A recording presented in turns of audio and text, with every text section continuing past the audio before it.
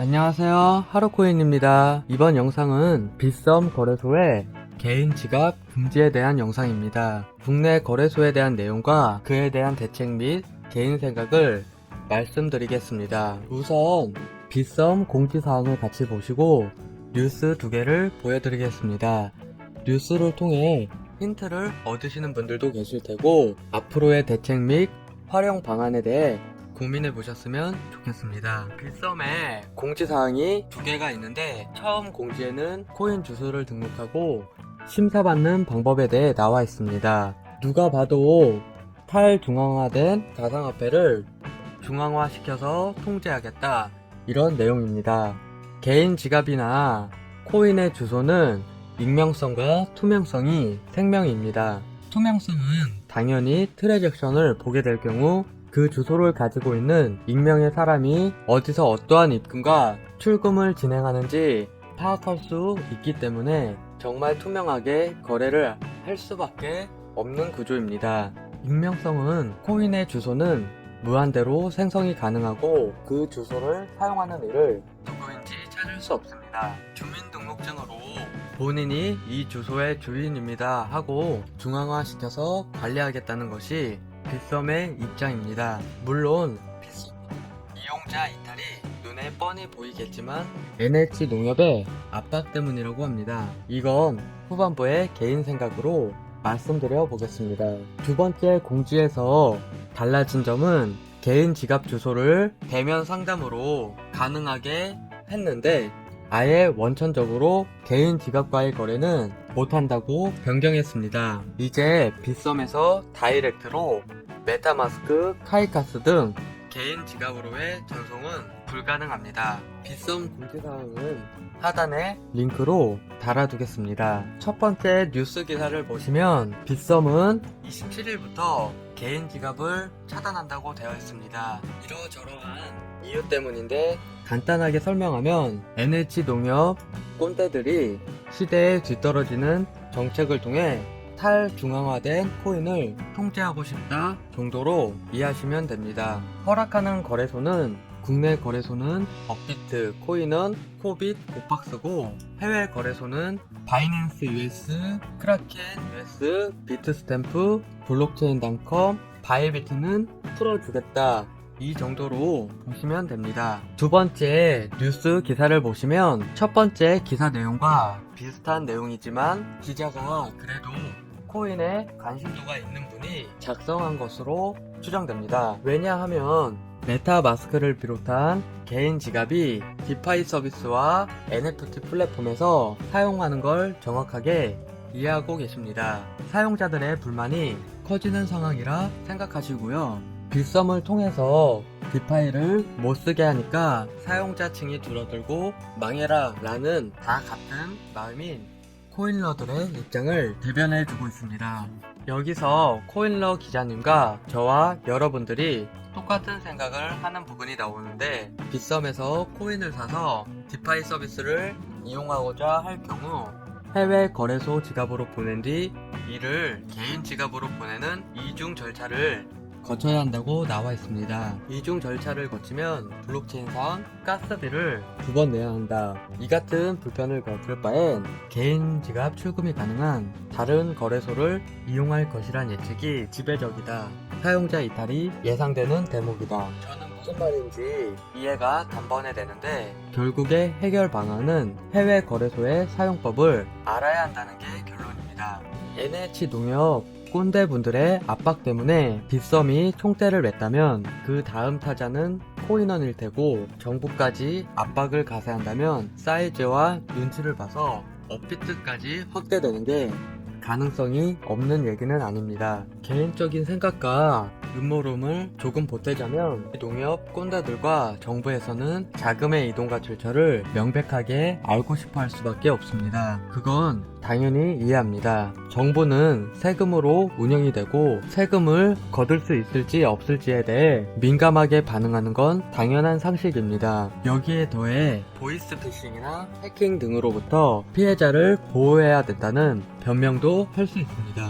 음모론이라 막말을 짓거리는 것이지만 P2E와 NFT는 글로벌적으로 확산되고 있고 블록체인 기술은 앞으로의 시대에서 절대 빠질 수 없음을 정부는 충분히 인지하고 싶지만 통제를 놓치고는 싶지 않고, 그럼 우리가 P2E에 찍먹하는 것 마냥 코인러들이 어떻게 나오는지 살살 간을 좀 봐야 하는데, 업비트를 덮치자니 백커가 조금 단단합니다. 빗썸에서 사용자가 이탈하면 이탈한 사용자들이 어느 거래소를 이용할까요? 분명히 빗썸이 총대 맨 겁니다. 업비트나 코인원과 모종의 거래가 있었을 수도 있을 거라 예상이 가능하고요. 빗썸부터 살살 간 좀 봐서 사용자들이 적응한다 싶으면 전체 거래소로 확대가 될 테고, 반박이 거세다면 한 발 물러날 수도 있습니다. 이것은 알 수 없는 부분입니다. 여기까지가 제가 생각하는 음모론입니다. 마지막으로 우리가 이를 해결해야 하는 방안에 대해 말씀드리겠습니다. 우선적으로 빗썸에서 개인 지갑을 찾아낸다. 이게 가장 큰 핵심입니다. 나머지 깨작거리는 부분들이야 뭐 불만사항이 한가득이지만 당장 사용에 엄청나게 큰 제한은 없지만요. 둘째로는 해외 거래소 중에 가장 보편적인 거래소용이 딱 한 군데로 제한된 겁니다. 바이비트 외에 나머지 거래소들은 거의 이용을 안 하는 편입니다. 바이낸스의 경우 US이다 보니 사용자가 거의 없을 수밖에 없습니다. 두 가지 이유로 인해 저는 해외 거래소의 사용법을 꼭 알아두셨으면 좋겠습니다. 첫째는 위와 같은 상황이 업비트를 포함한 모든 국내 거래소에 발생됐을 때 우리나라만 꼰대들의 파워로 인해 흥선대원군이 됩니다. 완벽한 폐쇄 정책으로 스스로 고립되기를 자처할 텐데 분명히 반발이 강할 테니 바이비트를 포함한 몇몇 해외 거래소는 거래를 유지할 테고, 그 거래소들의 숫자는 사용자의 요구로 인해 점점 늘어날 것입니다. 그때를 대비해서라도 해외 거래소의 사용법을 간단하게라도 알아두셨으면 좋겠습니다. 둘째는 우리나라는 P2E 게임도 사행성이라 규정하고 있고, 주식 선물 거래, 해외 선물 거래는 어찌저찌 잘 이용할 수 있지만 모든 거래소에서 코인 선물 거래만큼은 막고 있습니다. 선물 거래뿐만 아니라 여기서 파생된 디파이와 각종 NFT 민팅, 결제 및 서비스가 글로벌적으로 앞으로는 더욱더 확대될 텐데 우리나라만 뒤처지고 있습니다.